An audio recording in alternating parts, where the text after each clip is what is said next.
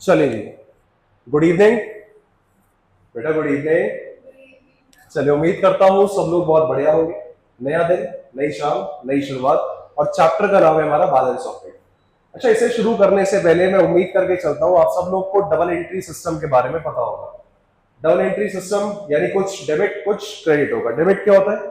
जो क्रेडिट नहीं है, और क्रेडिट क्या है? जो डेबिट नहीं है। ऐसी एक इंफॉर्मेशन या ऐसी हमारी एक डेफिनेशन जो है वो इनकम टैक्स में भी है।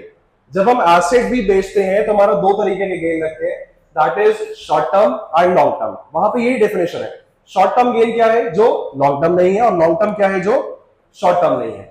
इस क्लास के लिए स्पेसिफिकली मैं मान के चल रहा हूं कि आप सब लोग को डबल एंट्री सिस्टम के बारे में ऑलरेडी पता है।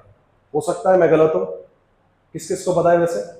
बताइए। डबल एंट्री सिस्टम कुछ डेबिट होगा तो कुछ क्रेडिट होगा। ऑल हमने बेसिक क्लासेस में इसकी चर्चा कर ली थी, बट चलिए मैं फिर भी मान के चल रहा हूं कि आप सब लोग को डबल एंट्री सिस्टम आता है। हो सकता है मैं गलत हूं, बट मैं फिर भी मान के चलूं। चलिए बेटा, शुरू करते हैं। Balance of payment. देखिए, किसी भी बिजनेस में, कैसा ही बिजनेस हो, किसी ही चीज का बिजनेस हो, कैसी इंडस्ट्री हो, कोई से भी बिजनेस को अगर आपको चलाना है, दो पार्टीज का होना जरूरी है। कौन कौन सी बेटा? एक होती है बायर, और एक होनी चाहिए हमारी सेलर। दो पार्टीज का होना जरूरी है किसी भी बिजनेस को चलाने के लिए। बायर ही बायर है, सेलर नहीं है, तो क्या ट्रांजैक्शन हो पाएगी? नहीं हो पाएगी। सेलर ही सेलर है और बायर नहीं, तो भी क्या ट्रांजैक्शन हो पाएगी? तो सोचो, सेलर दुकान लगा के बैठा है, दुकानदार दुकान लगा के बैठा है कि ग्राहक आएगा और ग्राहक आएगा। कितनी खतरनाक बात है। और खरीदने वाला सोचो, बायर ही बायर है। शेयर मार्केट में ऐसा अक्सर होता है कि रिलायंस का शेयर मान लो 1,000 रुपए चल रहा है उसका प्राइस। मैंने अब ह्यूमंगस प्रॉफिट्स आए, एक खबर आई शाम को 4 बजे कि रिलायंस का शेयर जो है, या रिलायंस कंपनी को दुनिया का सबसे बड़ा प्रॉफिट हुआ है, सबसे बड़ा प्रोजेक्ट मिला है और सबसे बड़ा प्रॉफिट हुआ है। आज तक पूरी हिस्ट्री में रिलायंस को ऐसा कभी प्रॉफिट हुआ ही नहीं। क्या होगा उसके शेयर के प्राइस का? सब लोग खरीदने में लग जाएंगे उसको। होगा नहीं होगा ऐसा? कोई बेच नहीं रहा। लोग कह रहे हैं बाद में बेचेंगे। भाई साहब, बहुत बढ़िया शेयर है, जिसके पास है ऑलरेडी वो बेचेगा उसको, वो बेचेगा ही। और जो खरीदने जा रहे हैं वो कह रहे हैं भाई साहब 1,000 नहीं 1,050 ले लो। कोई बेच नहीं रहा। 1,050 से 1,100 रुपए ले लो, तब भी नहीं बेच रहे। कह रहे भाई साहब तो कंपनी बहुत बढ़िया, 10 साल रखेंगे उसके शेयर। तो ऐसे ही अगर एक बिजनेस में बायर ही बायर है, सेलर नहीं है, तो भी बिजनेस हमारा नहीं चल पाएगा। सिमिलरली सेलर ही सेलर है और बायर नहीं है, तो भी बिजनेस हमारा नहीं चल पाएगा। चलिए स्टार्ट करते हैं बैलेंस ऑफ पेमेंट को, कि बैलेंस ऑफ पेमेंट है क्या, वो देखते हैं। देखिए, बैलेंस ऑफ पेमेंट एक अकाउंटिंग स्टेटमेंट है। क्या है बैलेंस ऑफ पेमेंट? हमारा क्या है? एक अकाउंटिंग स्टेटमेंट है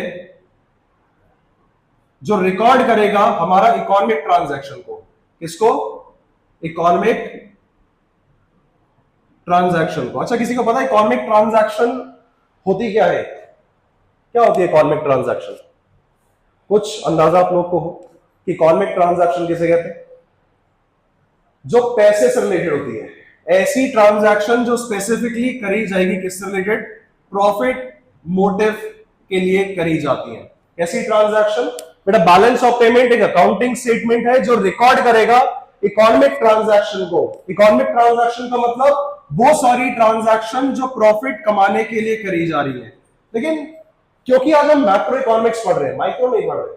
मैक्रो मींस पूरी एग्रीगेट इकोनॉमी को एक साथ लेकर के चल रहे हैं। भाई, पूरे इकोनॉमी का हालात समझे तभी तो कुछ पिक्चर क्लियर हो। अब बताइए मुझे कि जो बायर और सेलर है, जरूरी है कि वो हमारे देश के ही हो? अब क्योंकि इंपोर्ट एक्सपोर्ट भी होता है, गवर्नमेंट सेक्टर भी होता है, रेस्ट ऑफ द वर्ल्ड भी है, तो इंपोर्ट एक्सपोर्ट से रिलेटेड है। तो ऐसा भी हो सकता है कोई पार्टी हमारे देश की हो और एक पार्टी बाहर के देश की। होता नहीं होता? चाइना से हम कितनी चीजें इंपोर्ट करते थे पहले, फिर मोदी जी ने एक प्रोग्राम चलाया मेक इन इंडिया। हालांकि इसको इंपोर्ट सब्स्टिट्यूशन बोलते हैं। आईडी के चैप्टर नंबर 3 में आपको पढ़ाऊंगा, चैप्टर नंबर 2 में भी आप पढ़ेंगे बात। इसको बोलते हैं इंपोर्ट सब्स्टिट्यूशन, लेकिन ज्यादा फेमस नाम क्या है? मेक इन इंडिया, वो सबको पता है। तो ऐसे ही अगर हम बात करें तो ऐसा हो सकता है कि जो बायर सेलर है वो बाहर की कंट्रीज के भी हो सकते हैं। हो सकता है एक पॉइंट ऑफ टाइम पे हम लोग कोई चीज खरीद रहे हैं और बाहर वाला हमें कोई बेच रहा है। चाइना कुछ माल बेच रहा है, एक्सपोर्ट कर रहा है वो हमारी तरफ से, और हमारी तरफ से क्या होगा? वो इंपोर्ट होगा। ऐसे ही हो सकता है हम किसी और देश को कुछ सर्विसेज प्रोवाइड कर रहे हैं, तो हमारी तरफ से एक्सपोर्ट हो रहा है, उनकी तरफ से क्या हो रहा है? इंपोर्ट हो रहा है।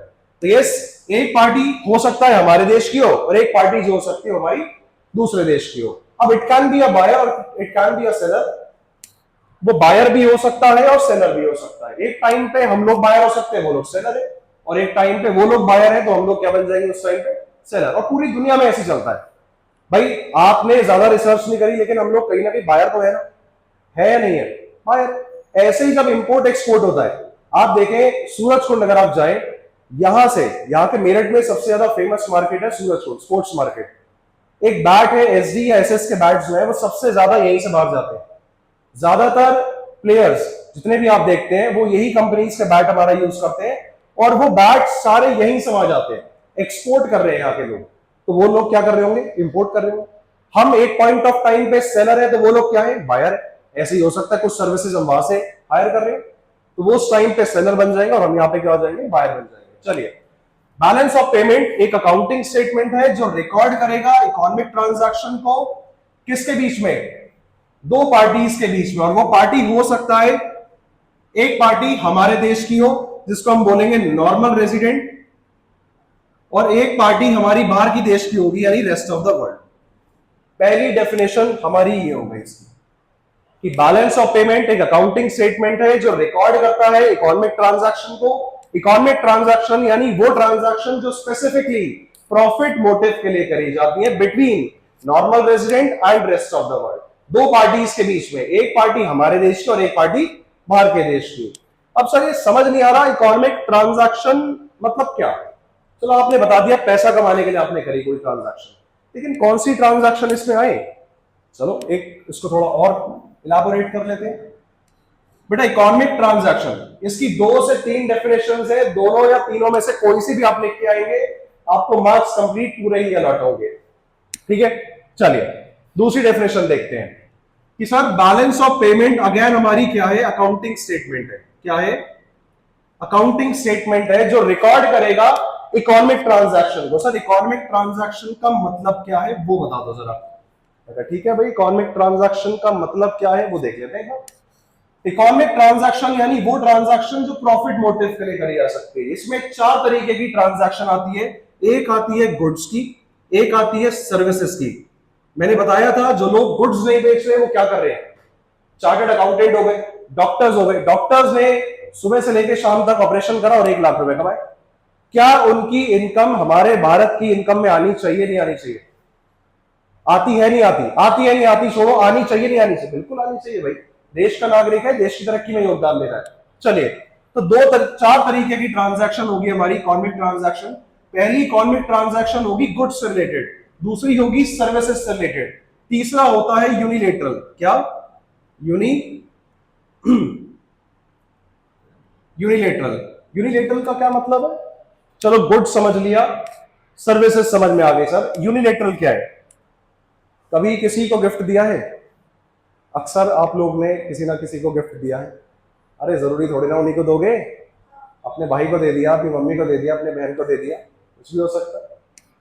यूनिलेटरल का मतलब एक तरफा चीज। अच्छा, एक तरफा चीजों के बदले पैसे लेते हो कभी, मतलब गिफ्ट मांगा, मतलब तुमने गिफ्ट दिया उनको, अपने भाई को मतलब, तो भाई ने कुछ बोला कि वे ले पैसे ले ले इसके बदले में, कभी कुछ ऐसा होता है? या तुम्हें किसी ने गिफ्ट दिया तुम उसके बदले में पैसे देते हो? नहीं देते। यानी एक तरफा चीजें क्या कहलाती हैं, unilateral. Uni means one sided. इसमें आ जाते हैं हमारे gifts, yes one sided gifts, grants और पर्सनल रेमिटेंस आ जाता है। चौथी ट्रांजैक्शन जो होती है वो हमारी रिलेटेड होती है कैपिटल ट्रांजैक्शंस। हालांकि इसको बाद में देखेंगे कैपिटल ट्रांजैक्शंस होती क्या है, इसका एक स्पेसिफिक अलग से हमारा टॉपिक है। जब हमारी ये बैलेंस, इसका बैलेंस हमारा क्या है, या तो सरप्लस आएगा, देखेंगे आगे, या तो सरप्लस आएगा या डेफिसिट आएगा, उस केस में हमें ये ट्रांजैक्शन करने की जरूरत पड़ती है। इसका ऑल्टरनेटिव नेम होता है अकोमोडेटिंग ट्रांजैक्शन। बाद में देखेंगे, ये क्वेश्चन कई बार आया है, मोस्ट इंपॉर्टेंट क्वेश्चन है। चलिए बेटा, बेटा गुड्स का नाम एक होता है विजिबल्स। फिर पढ़ते हैं एक बार। बैलेंस ऑफ पेमेंट एक अकाउंटिंग स्टेटमेंट है जो रिकॉर्ड करेगा 4 तरीके की ट्रांजैक्शन को। किस किस तरीके की, एक तो गुड्स से रिलेटेड, गुड्स का दूसरा नाम है विजिबल्स। दूसरी ट्रांजैक्शन किससे रिलेटेड है, सर्विसेज से रिलेटेड, इसका नाम है इनविजिबल्स। क्या, तीसरी ट्रांजैक्शन है एक तरफा चीजों से रिलेटेड, दैट इज यूनिलेटरल्स, और चौथी है कैपिटल ट्रांजैक्शन। हालांकि इसमें एक अलग से हेड हम नहीं बना रहे, उसका नाम है अदर इनकम। रेस्ट अगर हम देखें, अदर इनकम में आपका आता है rent, interest and profit, that is RIP। ये रेस्ट इन पीस वाला RIP नहीं है, रेंट, इंटरेस्ट एंड प्रॉफिट। इसका स्पेसिफिकली अलग से हेड नहीं बनाते, बट जब इसका खाता बनाने पे आएंगे उस खाते से ही समझेंगे, और वो खाता जिस दिन आपने समझ लिया, अकाउंट बनाना सीख लिया, आपके सारे क्वेश्चंस झटपट से आप सॉल्व करना सीख जाएंगे। चलिए इसको दोबारा एक बार पढ़ते हैं। बैलेंस ऑफ पेमेंट एक अकाउंटिंग स्टेटमेंट है जो रिकॉर्ड करेगा चार तरीके की ट्रांजैक्शन को। कौन कौन सी? एक तो गुड्स से रिलेटेड, एक सर्विसेज से रिलेटेड, एक यूनिलेटरल्स और एक कैपिटल ट्रांजैक्शन। गुड्स का दूसरा नाम क्या है? विजिबल्स। सर्विसेज का दूसरा नाम क्या है? इनविजिबल्स। यूनिलेटरल में क्या आता है? गिफ्ट्स, ग्रांट्स और personal remittance. Whereas capital transaction की हम अलग से बात करने वाले हैं। ये ट्रांजैक्शन क्यों करी जा रही है? प्रॉफिट मोटिव के लिए करी जा रही है। और किसके बीच में हो रही है? दो पार्टीज के बीच में, एक पार्टी हमारे देश की और एक पार्टी बाहर के देश की। एक फॉरेनर है और एक हमारा क्या है? नॉर्मल रेजिडेंट है। क्लियर? ये हो गई दूसरी डेफिनेशन। अब मैंने बताया था आपको कि डेबिट क्रेडिट तो आप सब लोग जानते ही हैं। डेबिट क्या है? जो क्रेडिट नहीं है, और क्रेडिट क्या है? जो डेबिट नहीं है। चलिए इसको देखते हैं। और लास्ट हमारी डेफिनेशन है, इसमें से आप तीनों में से कोई सी ही डेफिनेशन लिख दीजिएगा, तीनों ही सही है, फिर बता रहा हूं आपको। चलिए, अब बैलेंस ऑफ पेमेंट एक अकाउंटिंग स्टेटमेंट है। बेटा अकाउंटिंग स्टेटमेंट का मतलब है इसमें कुछ डेबिट होगा और कुछ क्रेडिट होगा। अब क्या डेबिट हो क्या क्रेडिट हो आगे देखेंगे उसको। यानी अकाउंटिंग स्टेटमेंट है तो इसका कुछ इनफ्लो भी होगा और कुछ आउटफ्लो साइड भी होगी। तो क्या मैं डेबिट साइड को आउटफ्लो साइड बोल दूं? प्रॉफिट एंड लॉस अकाउंट जब आप बनाते थे तो डेबिट साइड जिंदगी के सारे दुखाया करते थे। पैसा आता था, वहां से जाता था, पैसा जाता था। और क्रेडिट साइड, इनकम साइड, दुनिया के सारे सुखाते थे। वहां पैसा आता था या जाता था? आता था। तो क्या मैं क्रेडिट साइड को इनफ्लो साइड बोल दूं? जी सर, बोल दीजिए। क्या मैं डेबिट साइड को आउटफ्लो साइड बोल दूं? बिल्कुल बोल सकते हैं। या तो डेबिट बोल दो या आउटफ्लो बोल दो। क्या मैं इसको नेगेटिव साइड भी बोल सकता हूं? इसकी इंटेंशन कैसी है? नेगेटिव है। और नेगेटिव लोग दुनिया में ज्यादा है कम है? ज्यादा है। और अच्छे लोग मेरे जैसे बहुत कम है। नेगेटिव लोग बहुत ज्यादा है। चलिए, तो मैं इस साइड को डेबिट साइड बोल दूं, आउटफ्लो साइड बोल दूं, या फिर हमारा नेगेटिव साइड बोल दूं, एक ही बात है। और क्रेडिट साइड को मैं अगर इनफ्लो साइड बोल दूं, क्रेडिट बोल दूं, या फिर पॉजिटिव साइड बोल दूं, बेटा एक ही बात होने वाली है। चलिए अब इस डेफिनेशन को भी पढ़ना सीखते हैं एक बार। बैलेंस ऑफ पेमेंट एक अकाउंटिंग स्टेटमेंट है। अब अकाउंटिंग स्टेटमेंट है तो वो कुछ रिकॉर्ड करेगा, कुछ इनफ्लो भी होगा और कुछ आउटफ्लो भी होगा। इनफ्लो साइड को हमने बोला क्रेडिट साइड या पॉजिटिव साइड, और डेबिट साइड को आउटफ्लो साइड या फिर नेगेटिव साइड। किस चीज का इनफ्लो आउटफ्लो होगा? इकोनॉमिक ट्रांजैक्शन का, यानी वो ट्रांजैक्शन जो स्पेसिफिकली प्रॉफिट मोटिव के लिए करी जा रही है। और ये दो ट्रांजैक्शन किसके बीच में हो रही है? हमारी rest of the world and normal resident के बीच में। तो ये तीनों ही डेफिनेशन है हमारी। कुछ भी लिख सकते हो इसमें से, आपको मार्क्स मिल जाएंगे। बस एक खाता आप समझ लेते हैं थोड़ा बहुत कि पैसा कब कब आएगा। अच्छा, पहली ट्रांजैक्शन किस चीज से रिलेटेड है हमारी? इकोनॉमिक ट्रांजैक्शन का मतलब क्या था? प्रॉफिट मोटिव के लिए जो करी जा रही है, प्रॉफिट कमाने के लिए। तो पहली ट्रांजैक्शन है हमारी गुड्स से रिलेटेड। गुड्स का दूसरा नाम क्या है? विजिबल्स। इनविजिबल्स का दूसरा नाम क्या है? सर्विसेज का मतलब क्या है? यानी वो सारी चीजें जिसे हम ना तो देख सकते हैं ना छू सकते हैं, लेकिन उनको महसूस कर सकते हैं। ऐसे ही वो सारी चीजें जिन्हें हम देख भी सकते हैं और छू भी सकते हैं और महसूस भी कर सकते हैं, that is known as goods. यानी फिजिकल चीज कोई भी चीज है, मशीनरी है या कोई और पेन है, ये सारी चीजें, बिल्डिंग हो गई, ये सारी गुड्स में आ जाती है हमारी। या ये मार्कर हो गया, डस्टर हो गया, कुछ भी हो गया। यूनिलेटरल्स यानी एक तरफा चीज है, gifts, grants and remittance. And चौथी ट्रांजैक्शन है हमारी कैपिटल नेचर की ट्रांजैक्शन। चलिए, इन्हीं चारों ट्रांजैक्शन को समझने के बाद एक खाता बना रहे हैं, उस खाते से आपका पूरा चैप्टर खत्म हो जाएगा। चलिए बनाते हैं। पेश कर दूं, आ गया समझ? नोट कर रहे हो तो कर लो। कर रहे? ये सबसे यूजलेस फोटो होती है जो कभी काम नहीं आती, पता है। चलिए एक अकाउंट सीख रहे हैं बस, उसके बाद क्लास को अपना एंड कर देंगे।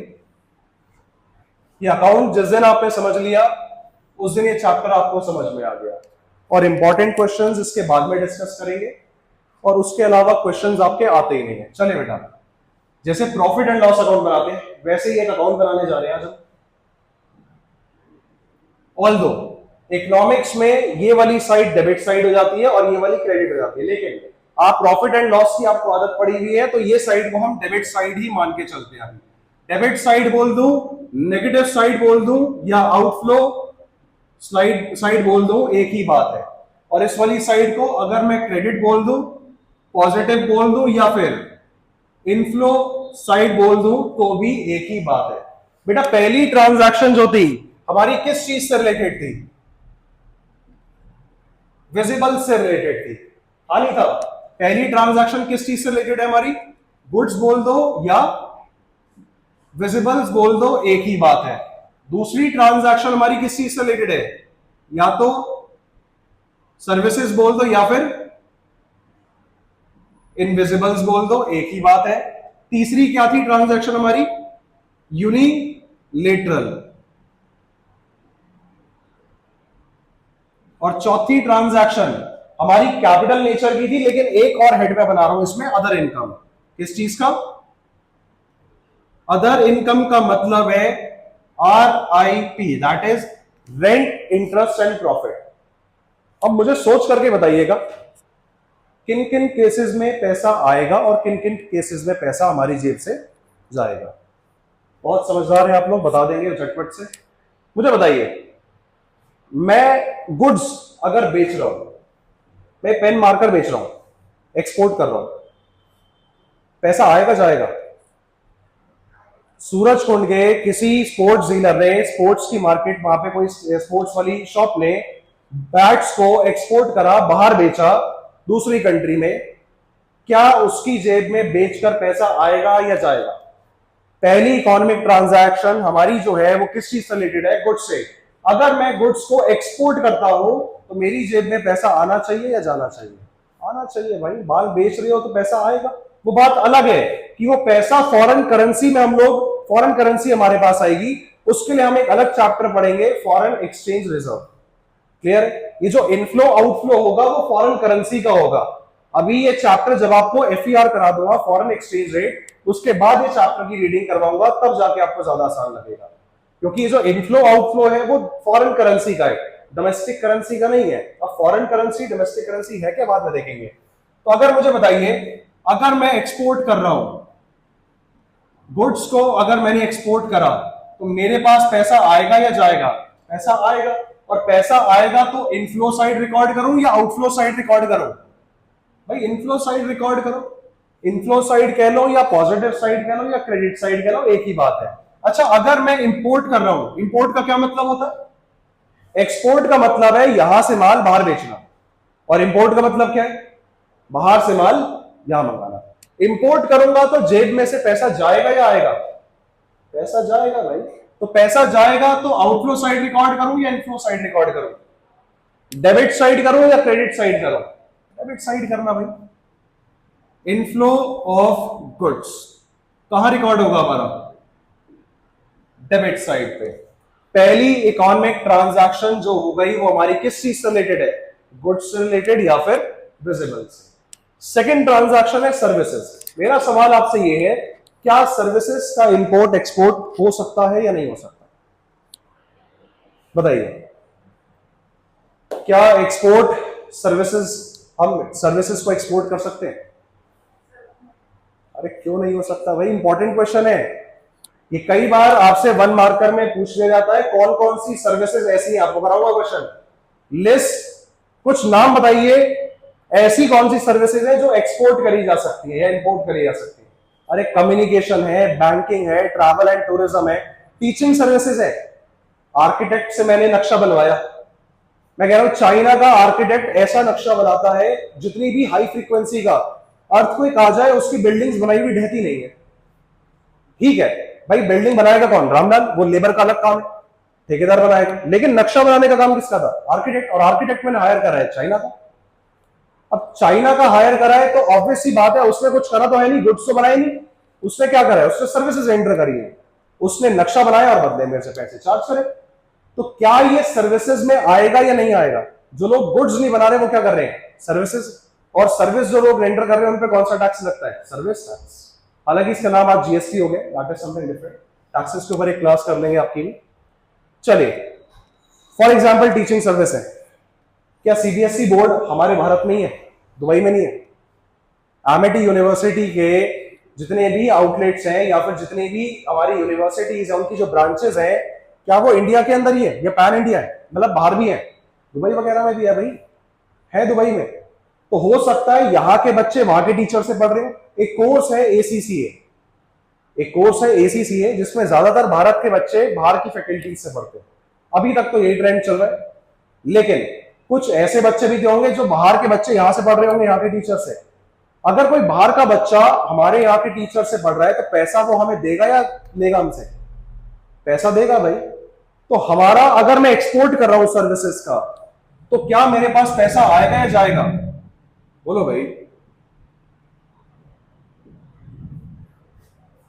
क्लियर है? एक्सपोर्ट ऑफ सर्विसेज जब हमने करी, सर्विसेज को एक्सपोर्ट करा, भले वो बैंकिंग है, कम्युनिकेशन है, ट्रैवल एंड टूरिज्म है, टीचिंग है, आर्किटेक्ट की कोई सर्विसेज है, सीए ने कोई आईटीआर फाइल करी, कुछ भी है, वो सर्विसेज जब आप एक्सपोर्ट करोगे तो पैसा आएगा। और पैसा आएगा तो कहां रिकॉर्ड करो इसको? क्रेडिट साइड या डेबिट साइड? Credit side. और ऐसे ही जब हम सर्विसेज को इंपोर्ट करेंगे तो हमारा पैसा आएगा या जाएगा? पैसा जाएगा। और पैसा जाएगा तो कहां आएगा? डेबिट साइड या क्रेडिट साइड? ये ऐसे हो गए, सो रहे हो पता नहीं, बता तो दो, मैं ही बोल रहा हूं। कहां आएगा? Debit side. यूनिलेटरल, यूनिलेटरल पे आ जाते हैं एक बार।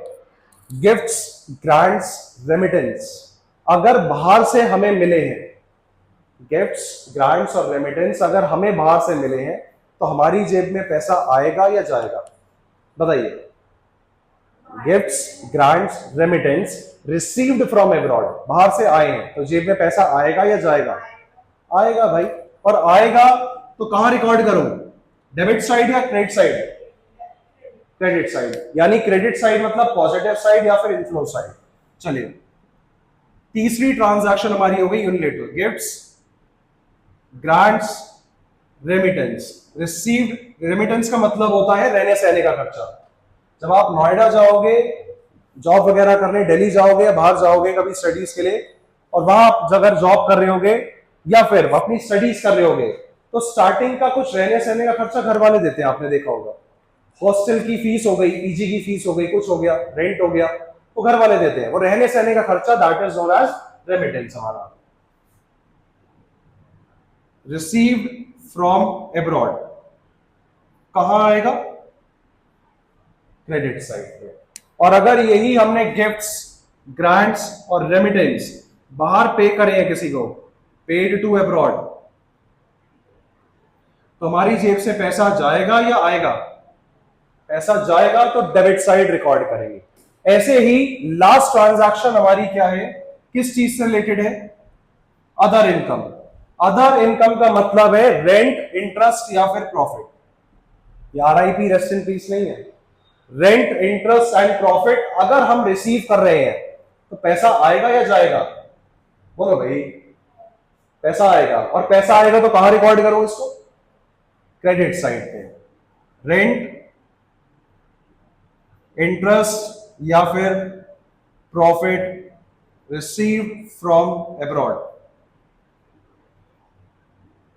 और अगर ये पेड टू अब्रॉड हो तो पैसा जाएगा तो कहां रिकॉर्ड करें? Debit side. Rent, interest and profit paid to abroad. बेटा यहां तक की बातें क्लियर है? पक्की बात है? बात पक्की समझे? चार ट्रांजैक्शन कौन कौन से किस चीज से रिलेटेड हो गए? शोन आप बताना, बता दो सर।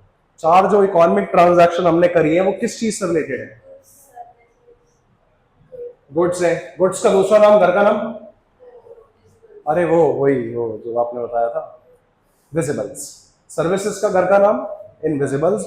यूनिलेटरल मींस एक तरफा चीजें, गिफ्ट्स, ग्रांट्स एंड रेमिटेंस। अगर रिसीव कर रहे हैं तो पैसा आ रहा है तो क्रेडिट साइड रिकॉर्ड होगा, अगर पे कर रहे हैं तो हमारा डेबिट साइड रिकॉर्ड होगा, क्योंकि जेब में से पैसा। और ऐसे ही अदर इनकम में क्या आ जाएगा, आरआईपी, यानी रेंट, इंटरेस्ट एंड प्रॉफिट। अगर रिसीव फ्रॉम अब्रॉड है तो क्या करें, इसका कहां रिकॉर्ड करें, क्रेडिट साइड या डेबिट साइड? अगर रिसीव फ्रॉम अब्रॉड है तो जेब में पैसा आया गया, पैसा आया तो क्रेडिट साइड या फिर इनफ्लो साइड, और गया तो डेबिट साइड या फिर आउटफ्लो साइड। कल इस पे और थोड़ी चर्चा कर लेंगे। बस एक सवाल मेरा आपसे और है यहाँ पे, उसके बाद अपनी क्लास को एंड कर रहे हैं। ये जो खाता है क्या नाम है इसका, balance of payment account, BOP account है। ये कौन प्रिपेयर करता है?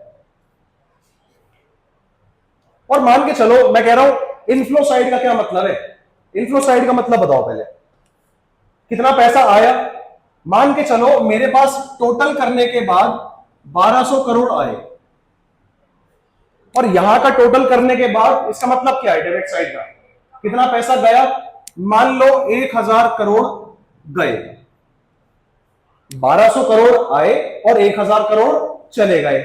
इसका मतलब क्या है, क्या निकालो इससे कंक्लूजन?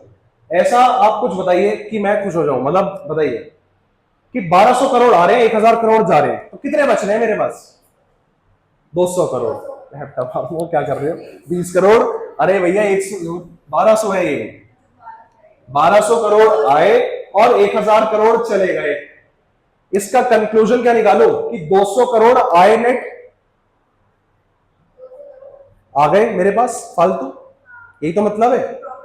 अब आगे क्लास में देखेंगे कि 200 करोड़ का फालतू जो है क्या करेंगे उसका, या हो सकता है वाइस वर्सा, 1000 करोड़ आए 1200 चले गए, तो जेब में से जो फालतू 200 करोड़ गए उसका आगे क्या करेंगे। लेकिन मेरा सवाल अभी का ये है, मेरे पास 200 करोड़ रुपए बच रहे हैं, इससे क्या कंक्लूजन निकालो, क्या निकालो कंक्लूजन?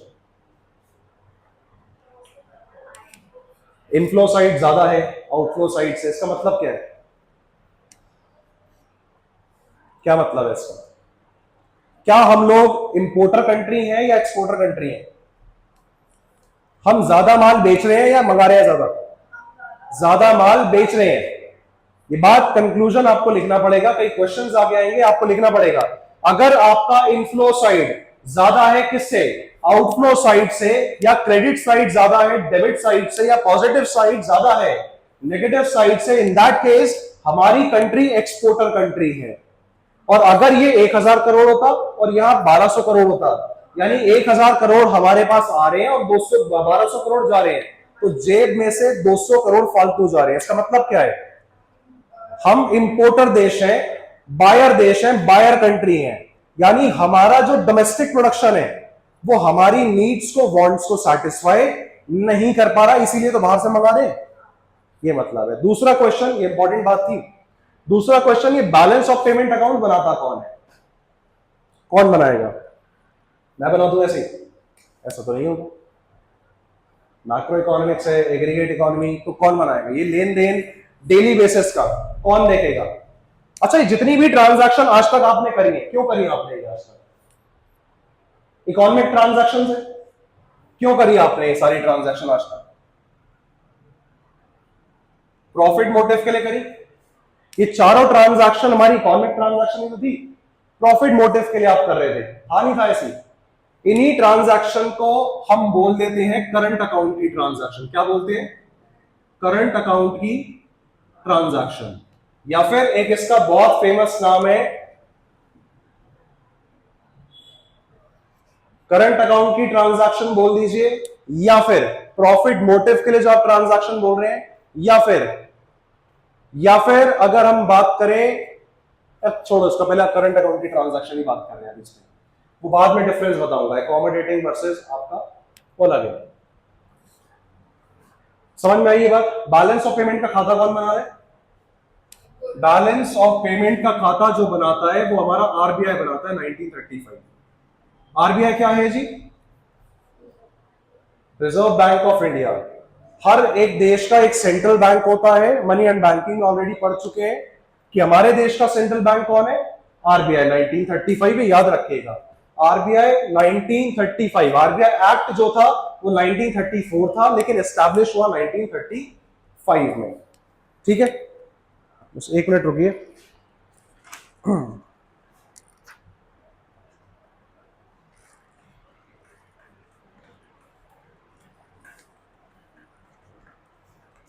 करंट अकाउंट की ट्रांजैक्शंस तो हमने कर ली है, चारों ही थी। इसको एक बार रीड कर लीजिएगा। ये चारों ट्रांजैक्शन क्यों करी जा रही थी? प्रॉफिट मोटिव के लिए करी जा रही थी, राइट। इन्हीं ट्रांजैक्शन को करंट अकाउंट की ट्रांजैक्शन बोलते हैं, या फिर एक और नाम है इनका ऑटोनॉमस ट्रांजैक्शन। क्या बोलते हैं? Autonomous transaction. एक ही बात है, या तो करंट अकाउंट की ट्रांजैक्शन बोल दो या फिर ऑटोनॉमस ट्रांजैक्शन बोल दो, एक ही बात है। यहां तक की बात क्लियर है? चलिए जी, आज की क्लास अपनी यही एंड कर रहे हैं और मिलते हैं आपसे अगली क्लास में।